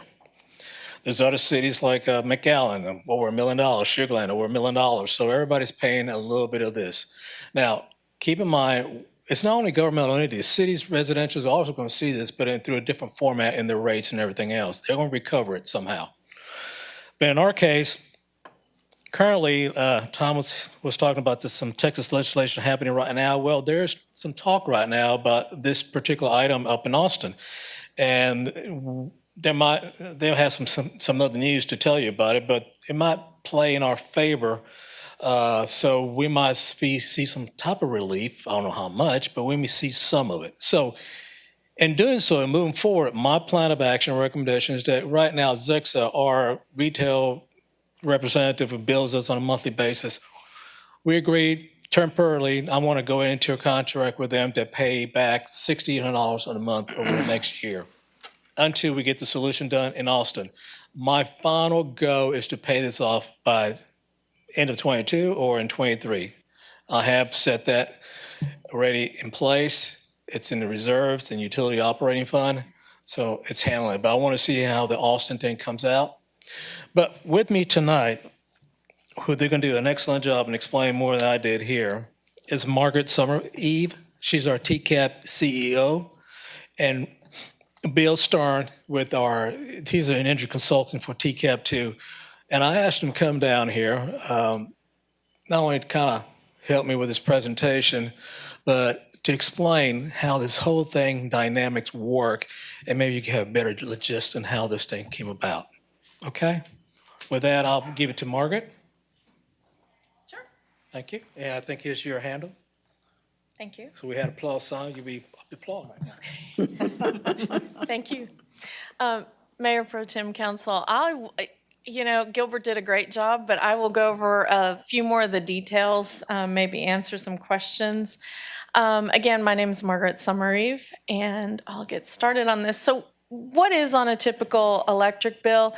You have your energy charges. That's the part of the bill that TCAP negotiates. That's the part that we get the lowest rate because we're a big aggregation. That rate did not change during the winter storm. You may have heard stories about people getting, $15,000 electric bills. They have variable rate bills, and those are typical bills that they're buying energy on the spot market. They're buying it immediately when they need it. TCAP has a fixed contract. The energy charge did not change during the storm. There's the TDSP. Those are the wires charges. Those are regulated by the PUC. Those cannot be negotiated. Those are passed through as is. There's the aggregation fee, which is the small fee for TCAP as an organization. And then I'm going to skip over congestion surcharge. There's also the PUC tax and the gross receipts tax. Although the city is exempt from taxes, unfortunately, you're not exempt from the PUC tax or the gross receipts tax. The congestion surcharge, those are the incremental ancillary services and other ERCOT charges that are billed as a pass-through. In our current contract, we have a small portion already built into the contract to pay for ancillary services. Typically, that amount works every month. And I think it's the next slide. We'll go to the next slide real quick. Oh, I'll back up a little bit. So what are ancillary services? Ancillary services are products used by ERCOT to maintain the grid reliability. And that's a lot of details right there. But generally what happens is if a generator has a, let's say, 15 meg capacity in their generation, what they'll do is they'll typically sell the 10 megawatts into the grid for use at all times as needed and hold the other 5 back as part of ancillaries, so that when the grid hits spikes, then ERCOT can go, we need that 5. It needs to be poured in, we're hitting a spike. That's sort of a very basic way of what ancillary services are. So what happened during Winter Storm Uri? Energy prices surged to $9,000 a megawatt. Again, the city of Victoria was locked in. We didn't see that price spike. Ancillary services, however, surged to over $25,000 a megawatt. So for the 5 days of the storm, the costs were over $1 billion a day, and 2 of those days were at $2 billion. So you can see that the average of ancillary services before the storm was $1.79 a megawatt. During the storm, the average was $1,082. And then after the storm, you can see it came down to $6.11. The total cost to all of TCAP was $31.5 million. So what happened was, after the storm, the independent market monitor recommended repricing all the ancillary services down to the $9,000 price cap.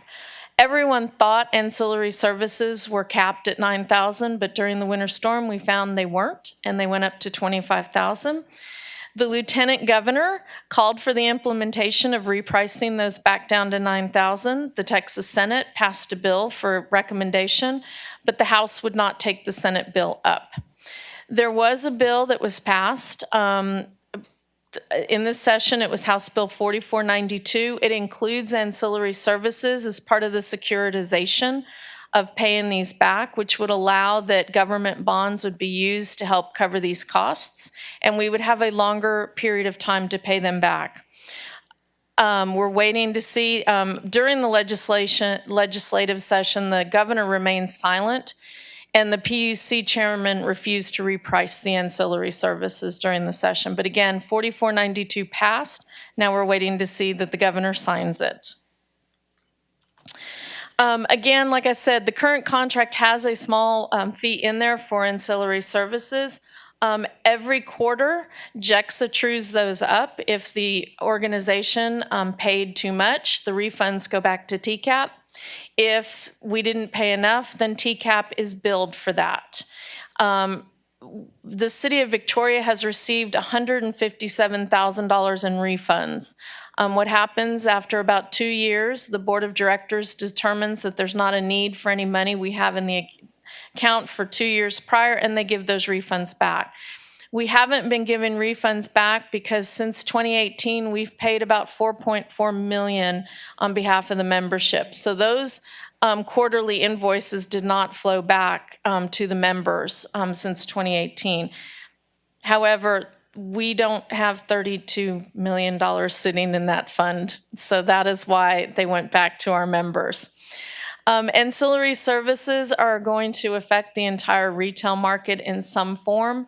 Whether they're commercial and industrial customers will probably be the first to see those bills. They may not have seen them yet, but we think they're coming for everyone. Again, the winter storm bill for just the month of February was too high. We don't have that money in our account. And these costs were allocated by member usage during the event. So those members that have 15-minute IDR meters. Those are the meters that can read electric and report electric usage every 15 minutes. If those meters did not report any usage during the winter storm, they were excluded from your total February usage. And then all of our members' total February usage with anything excluded was added up. The 31 million was proportionally divided among our membership. We have 3 options for repayment, which is pay monthly through the end of 22, pay it in full now, or we can pay through the end of 2028, or Gexa is open to any other payment plan that a city would like to undertake. And that's the presentation, and that's a lot, I know. So any questions? I do have a question. Okay. You mentioned there were 2 taxes that the city pays? Yes. And that February was a record month for you as far as charges? So was there a record amount of taxes that went to the state in that month too? I don't know, but I'd say probably yes. Well, I do know, okay, so, yes. And there is going to be taxes on this amount. We've tried to make sure that the account it hits, Gexa can only bill it to one account. And so we've gone through and made sure that the one account doesn't have any unusual gross receipts tax on it that would cause even more money to be spent by a city. Well, the point I'm trying to make is it seems like the state made out in February, but everybody else got you-know-what. The taxes are basically, for the PUC tax. Right. The PUC tax is 1/6 of 1% of whatever your bill is. And that bill includes your energy charges and your TDSP charges. The other tax, the state gross receipts tax, is going to be based on the size of the city between 1% and 3%. It's based on the size of the city? Smaller cities get a lower tax rate and larger cities get a higher tax rate. Y'all are going to be at the 3%. Where do we fall in that? You're 3%. It's basically under, if I got it right, and I may be wrong, but I'm going to go from memory. I think smalls are people with populations under 2,500. 2,500 to 25,000 is the second tier, and over 25,000 is the third tier, as I recall correct. But anyway, so yes, they should have done very well. Thank you. That would said that. All right.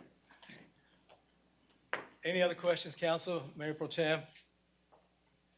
Like I said, I'm going to see, we go for a couple of months, or maybe for the 22 year, already accommodate that for $6,800 a month. But my plan of action is to pay this off sometimes latter part of 22 or early part of 23, to get it off our books. Gilbert, that payment, is it all going to the balance, or is it going to charge us interest? 2 things. Yes, if you do not pay it in full, there is a 2% interest rate on it. Gexa has already paid the $31.5 million on our behalf, and so they're floating the money for us. The other thing I failed to mention was if the 4492 is signed by the governor and there is some securitization on some of these funds, there will be some savings.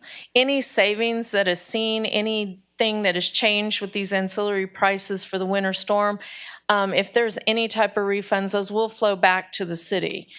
So if you do pay in full now and something changes. Well, that's the whole intent of not paying off now, to see how this thing comes out. Right. And once we know that, then I'll pay the difference of the balance. Okay, I hate to pay them right now and wait to get a refund. right, right, So at a 2% rate, I can live with that for temporarily. okay. I was just wondering. Okay. Yeah. Thank you, sir. Applause.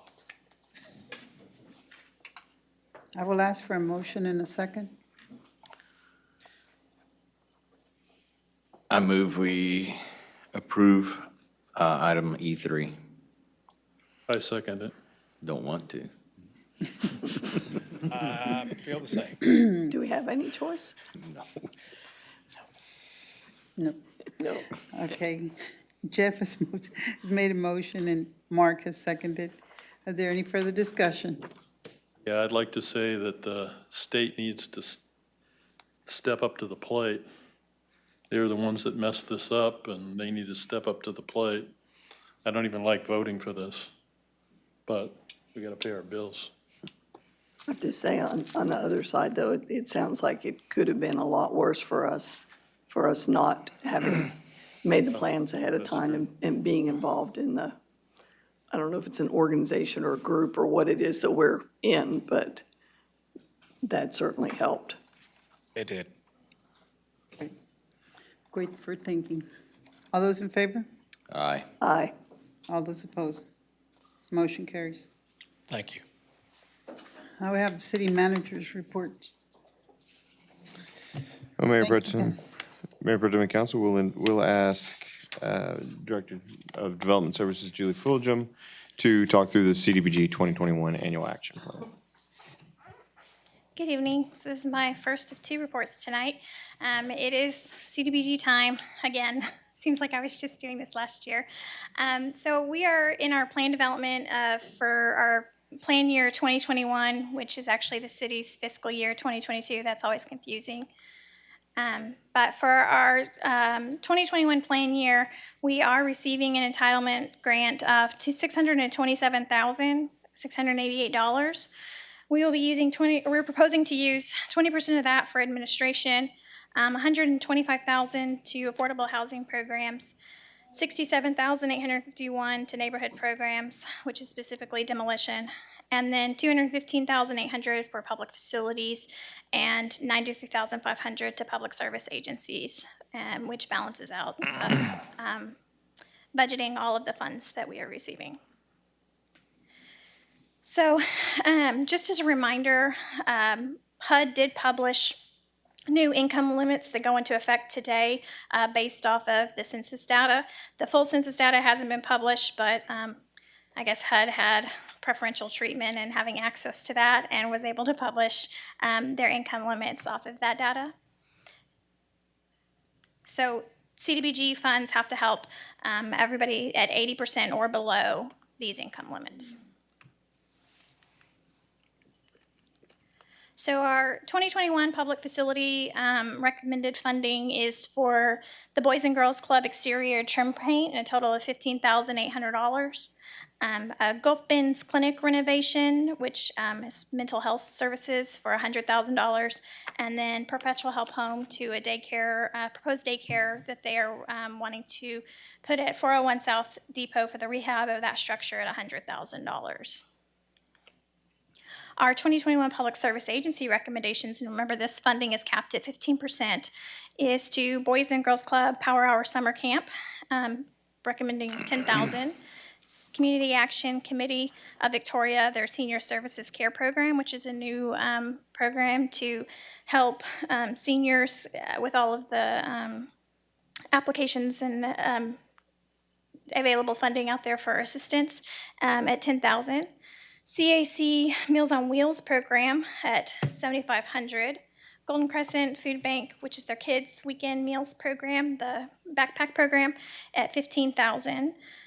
Golden Crescent CASA, their volunteer training at $7,500. The Gulf Bend Center Wellness Community at $22,000. Meals on Wheels of Victoria, which is the senior center, has a program, or their traditional Meals on Wheels program at $14,000. And then the Meals on Wheels Senior Center has a new to-go meal program that they're initiating this year, and we are recommending funding them at $7,500. So if council is okay with these recommendations, we will go forth and start drafting our annual action plan. The public comment period on that plan will be from July 2nd, which is when we'll have the draft on our website, through August 1st. The public hearing and final approval of the action plan would be at the August 3rd City Council meeting, and then the deadline to submit it is August 16th to HUD. Julie, on the previous screen where you had all the public service agencies, once you have the public have input, could some of these numbers change? Like, for instance, the Gulf Bend that asked for that probably, 28, but you had double the amount of Meals on Wheels, but you got Meals on Wheels 1, 2, 3 times. But they're different committees, I understand.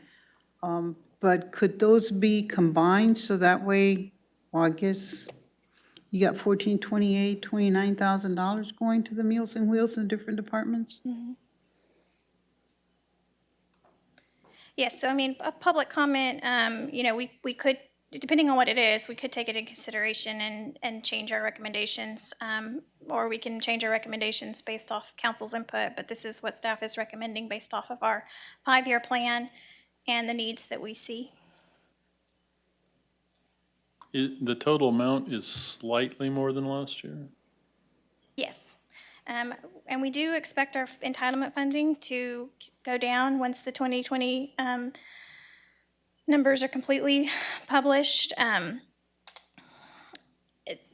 You know, with every city that is over 50,000 is eligible to be an entitlement city. So after every census, you see new cities coming into the program. But sometimes there's other cities that fall off. So historically, right after the census, we have a census, we have seen a drop in funding, not a huge amount, but we have seen a drop in funding, and then it continues to build up over the years as different cities choose not to accept the funding. So I hope that trend continues, but I don't think it will. I'm still stuck on seeing Meals on Wheels on here 3 different times. Do they have additional reporting that they have to do because they're on here 3 times? And are these really 3 different programs? Because 2 of them are senior citizen meals. Right, it's different programs. So there's no duplication of benefits. So if Community Action Committee is helping a senior, Meals on Wheels at the senior center is not going to be able to help that same senior receive those same meals. So there is a duplication of benefits prohibition on community development block grant funds. So they're helping different seniors in the community. But the Meals on Wheels with Community Action Committee and the Meals on Wheels with the senior center are your very traditional, what you think of Meals on Wheels, where meals are actually being delivered to, you know, homebound seniors or seniors that need that delivery service. The Senior Center Cafe to-go meals really was kind of born out of the COVID concept of seniors that are, you know, maybe too vulnerable to go to a grocery store or something, but still can actually, you know, get out of their home. And so having more of a limited ability to pick up meals. So it's a different program, but it is all helping seniors, but not the same seniors. And these numbers, is this per month, per year? This would be the entire year of funding. The entire year. Mm-hmm. So you can see exactly how many people are you know, how much we can provide with this funding. So for example, the Meals on Wheels Senior Center Cafe to-go meals, the 7,500 would provide 833 meals.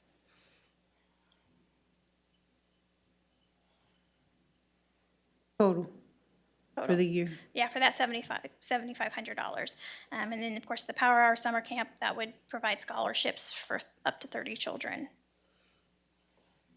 And this is a reimbursable grant, so these agencies actually have to expend the funds, do the income determination and all documentation, and then submit that to us. We review it, and then we pay those funds back to the agency.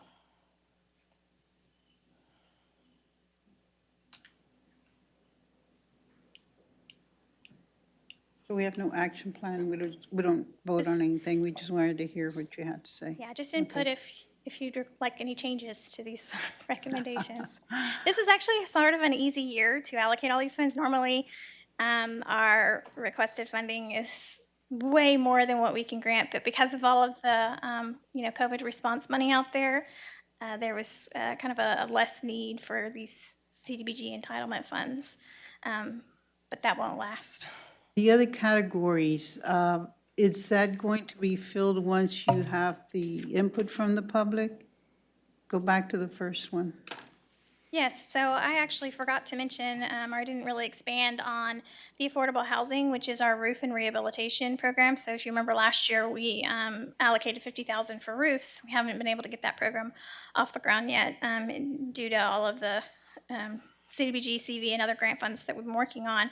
But Habitat had applied for funds to additionally help with rehabs and roofs. And so we talked to them, if we grant the money to Habitat, then it counts as a public service activity.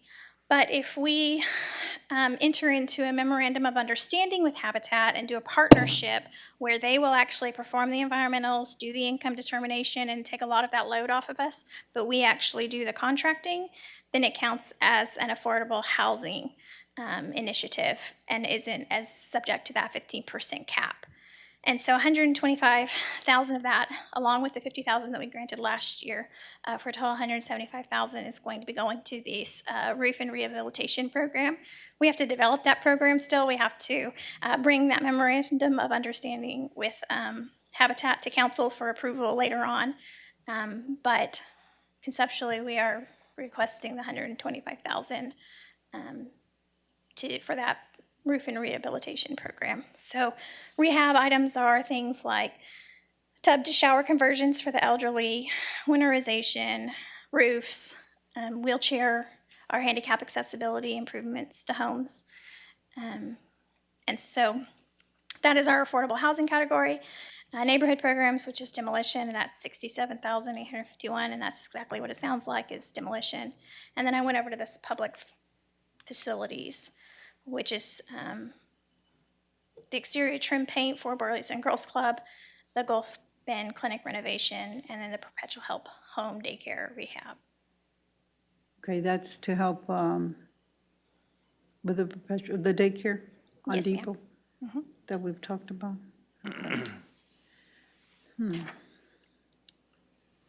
Still in. Just a little question on the Habitat partnership. That's for existing houses, right? Yes, ma'am. Okay, because, we think of Habitat as building houses that are new and not Right. working, but yeah, I understand now. Well, thank you. Any more questions? Thank you. So we asked for this recommendation because, as I said, we move forward into developing our annual action plan, and that's quite an undertaking if there are changes down the road. Okay.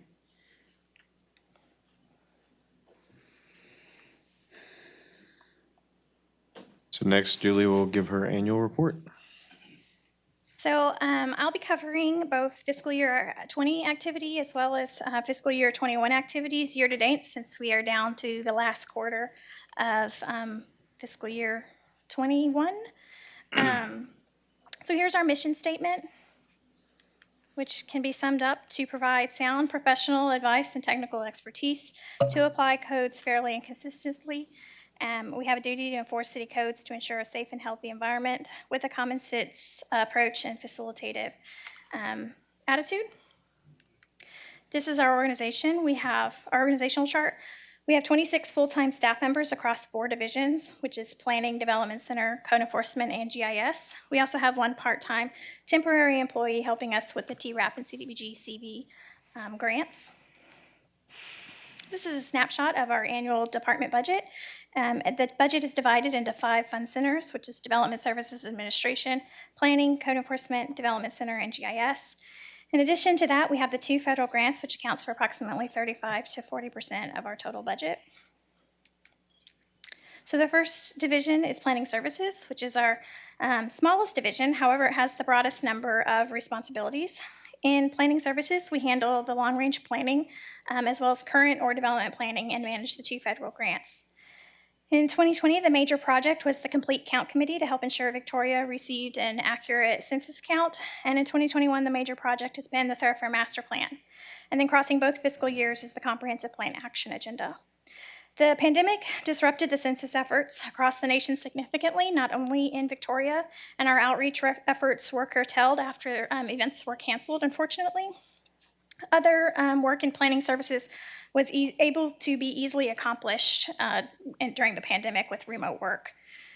Development review is also a component of both planning services and the development center, and you'll see that we had a bit slower year in fiscal year 20 over fiscal year 21. And then our pandemic response to Planning Commission and DRT meetings was to push them to the Zoom platform. So as mentioned, we helped with our local census efforts because this data is something that we use on a daily basis. This data that you're seeing now is actually something that we publish. It comes from HUD, but it's a big part of the work that we do, and I thought it would be helpful for council to see how we use that. So these maps show the HUD published qualified census tracts for CDBG. The 2010 qualified census tracts are on the left, and the new 2020 qualified census tracts are on the right. We saw 5 tracts that were previously eligible become ineligible, and then 3 new census tracts became eligible. So we essentially lost 2 qualified census tracts.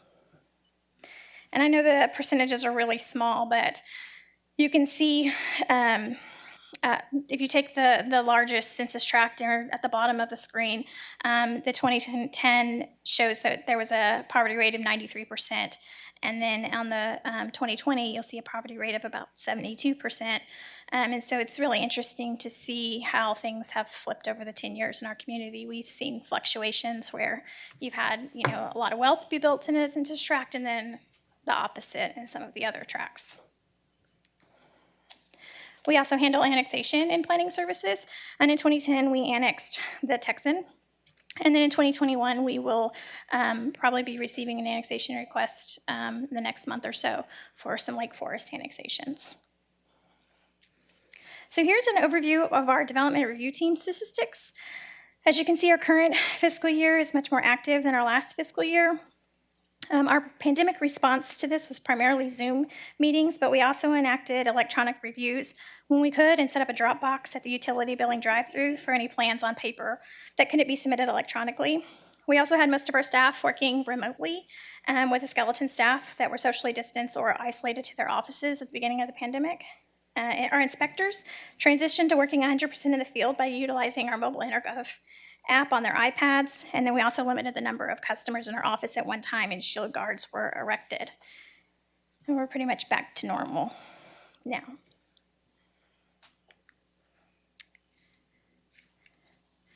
So the development centers, large projects for these last few fiscal years is the ISO audit of our permitting and inspection activity.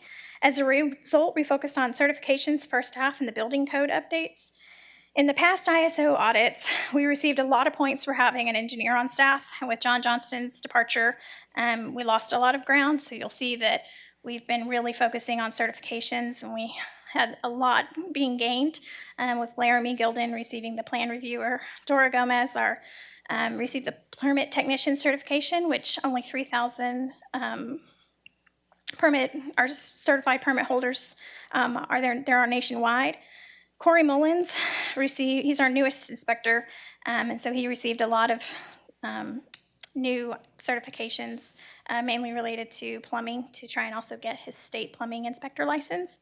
And then George Zabronic also has acquired a new license. With the ICC building code updates, we did hold 17 Board of Adjustment and Appeal meetings. To maintain our rating, we have until July to update our ICC codes. Rick and the Board of Adjustments and Appeals have been working very hard on these, and we're on track to have the ordinances to council in July. Another project out of the Development Center is the Lone Tree Creek floodplain study that was completed and submitted to FEMA for appeal, and the project will close out once FEMA approves that appeal. And then our last big initiative is the upgrades to InterGov, which is our permitting software. So here's an overview of the Lone Tree Creek study and what was submitted to FEMA in the preliminary map adoption appeal process. So the total study included 72 properties, and if FEMA accepts the study and approves the appeal, then 17 properties will be completely removed from the floodplain, and another 16 structures will be removed.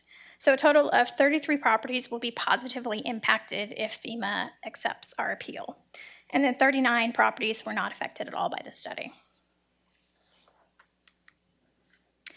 This is a screenshot of our new customer self-service portal. If you remember me mentioning during the ICC schedule that we had received a credit from InterGov for $10,000, this is what that was used for, the development of this new CSS portal. It still has some kinks, but hopefully we're working through those, and they will be completely worked out as we upgrade to the full 2021 InterGov version. That our current version of InterGov will be phased out because it has some Silverlight and this is getting into way too much IT jargon for me, but it has a component that will no longer be supported by Microsoft in December. So we will be on the 2021 InterGov platform by December, which also will help our customer service portal. And my favorite feature of this new portal is the search public records function. I know contractors probably like it for the ability to apply, but for those of us that aren't contractors, being able to search is really helpful. So if you click on the map, at first you may think it's broken because you'll see a white screen, but if you put in an address in the search bar and then search for it, then you have a map pop up, and it will give you all of the records. And if you remember, the previous administration had chosen InterGov because of, we've long been an InterGov customer, so our permits in InterGov, I think, go back to about 2000, 2001. They were all integrated over, so there's a wealth of information when you use that search function.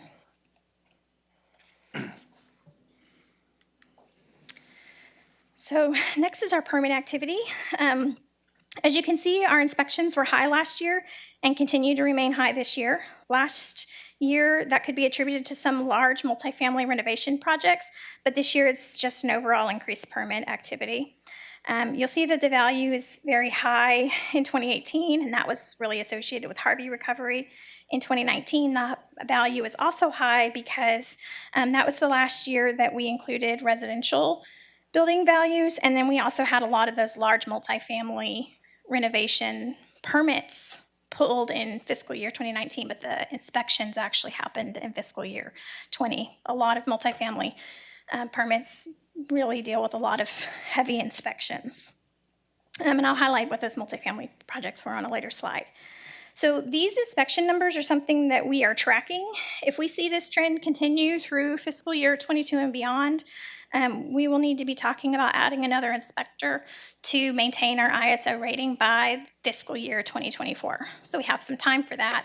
But if we continue to see these inspection numbers, it will definitely impact our rating as we go through that rating process, because they look a lot at the ratio of the number of inspections your inspectors are doing versus the number of inspectors you have on staff.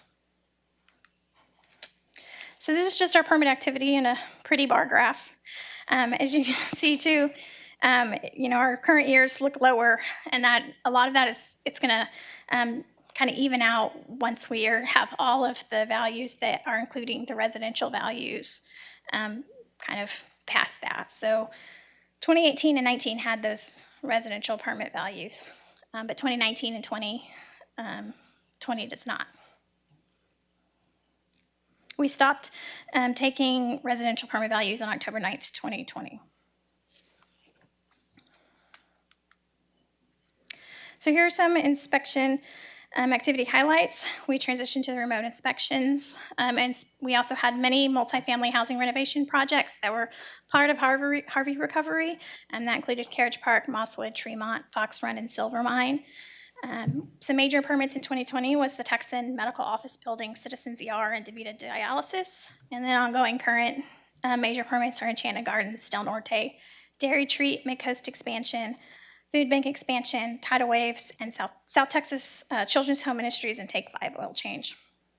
And then we also implemented a new review process for solar energy electrical systems, which is really in partnership with TDLR, as they were having a lot of problems. So I've been saying that it's the year of CDBG, but really it's years. We may need to make that plural because we started our new 5-year plan in January of 2020. So it's been about 18 months that we continue on working on all of this CDBG. We've also received, this Community Development Block Grant CV funds, as well as the TERAP grant. So these are some of the planning activities that we had to undertake with Community Development Block Grant. And these are all of the active grants that we have going on. Our plan year 2019 entitlement grant, which we still have programs that are open, and we planned for, or we were actually administering in fiscal year 20. Plan year 2020 is what we're currently administering, and then plan year 2021 is what I just presented earlier tonight, and what we are working on the annual action plan to submit to HUD. And then, of course, we have the 2 rounds of CDBG-CV funding and then the TERAP funds. And those are all the number of programs that we have, which I won't go through all of them.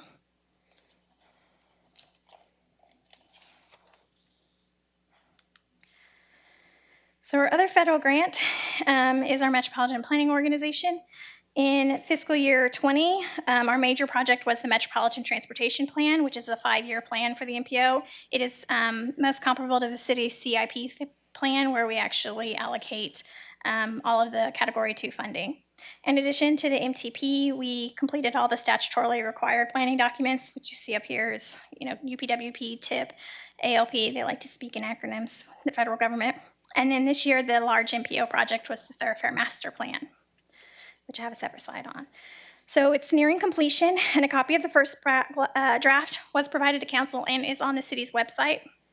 There is a Zoom presentation scheduled for the MPO Policy Board on the TMP scheduled for next Tuesday at 2 p.m.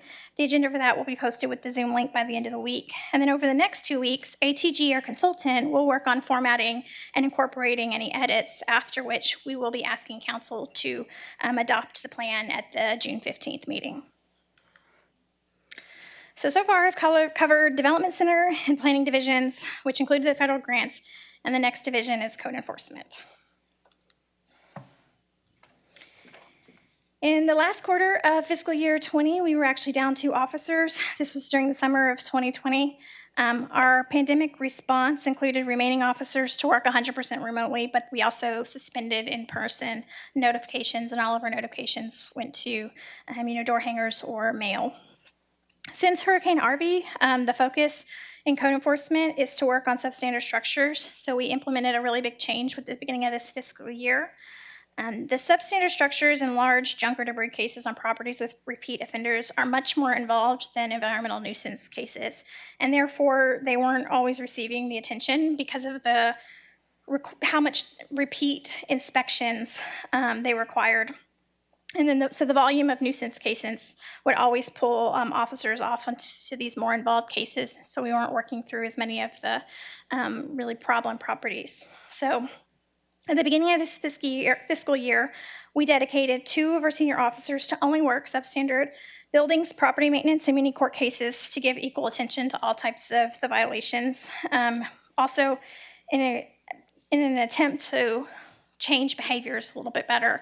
If property owners have to put investment into a property through property maintenance, or they have to go to municipal court because of the large amount of junks, hopefully we are changing their behavior through those processes instead of just sending a notice and abating and kind of doing the work for them. So the other 2 officers are still dedicated to nuisance abatements. And then we have focused our substandard building, property maintenance, and community court cases on priority areas, which include main thoroughfares, East Downtown, and our South Side and Queen City. And then also in fiscal year 21, Christian Watts was promoted from a code enforcement officer 1 to 2, which is based on certifications. So here's a snapshot of the cases over previous years. You can see the decrease in environmental nuisance cases as we increase substandard structure municipal court cases. I also want to mention that pre-Harvey in 2017 and beyond, a lot of our substandard cases were relatively easy cases, such as accessory structures, carports, things of that nature, because we did not have a demolition budget in fiscal year 2017 and a much smaller one before that. Some years this is only $50,000 or less. So code focused on structures that they could easily get voluntary compliance from the property owner. And since Harvey, we have been focusing on a lot of the more challenging cases and been a lot more aggressive in taking on those hard cases. So in an attempt to kind of help the officers track the priority zones, they've worked with GIS to create a interactive online map where they can help track those. So here's an example of a case in that property, or in that priority zone on Liberty Street. This was actually a voluntary compliance with the property owner. This case did take a year, and a lot of those voluntary compliance cases can take that long. But we don't have all of the funds to just go and abate everything ourselves. Here's some more success stories in Queen City during fiscal year 20 that we worked in cooperation with the police department. All of these properties had multiple code enforcement cases in prior years, in addition to a lot of illegal activity that resulted in police cars. And none of these properties were legally occupied according to the owners. You had a lot of squatting situation. And so code worked through the process, got demolition orders from the Building Standards Commission, and this is what these properties look like today.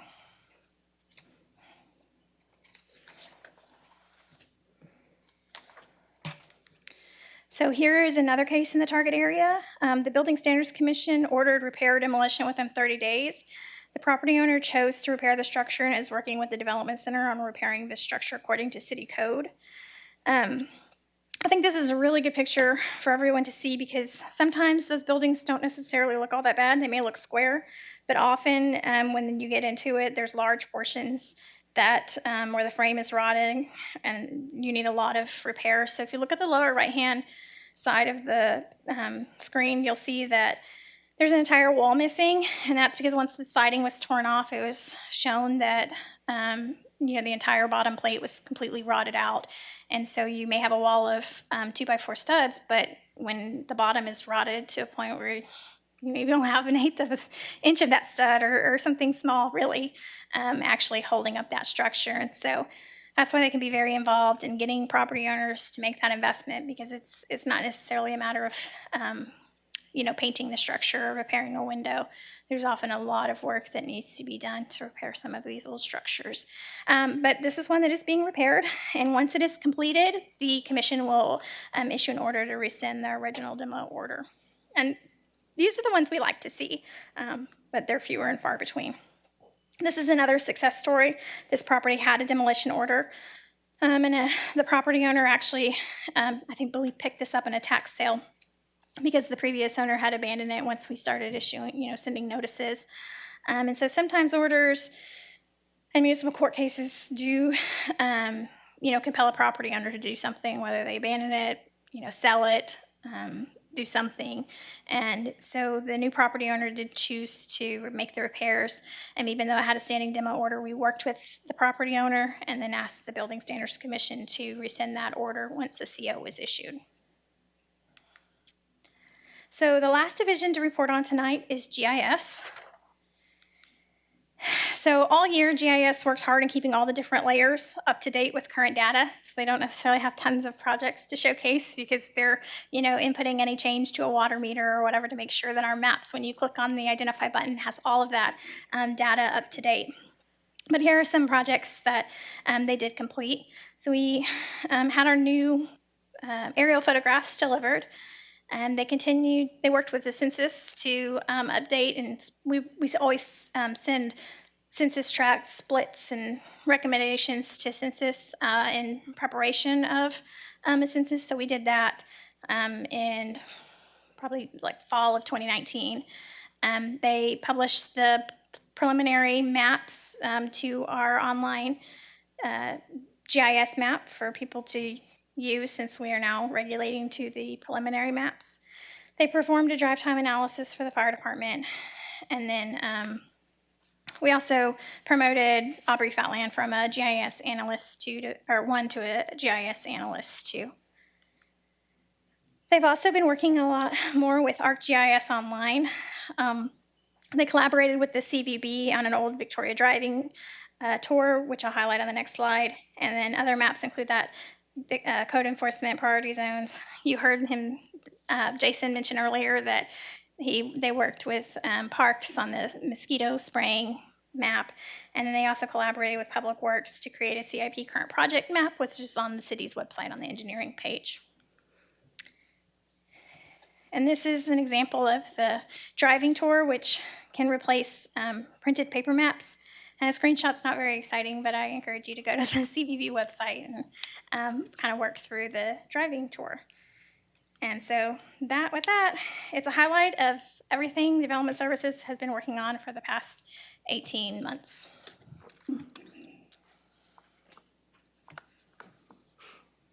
Thank you. Very interesting. Thank you. That's a lot. Thanks, Julie. That's all that we have for tonight. Okay. The time is now 6:59, and we're going to adjourn for executive session and take a 5-minute break if there's nothing else for right now. Okay.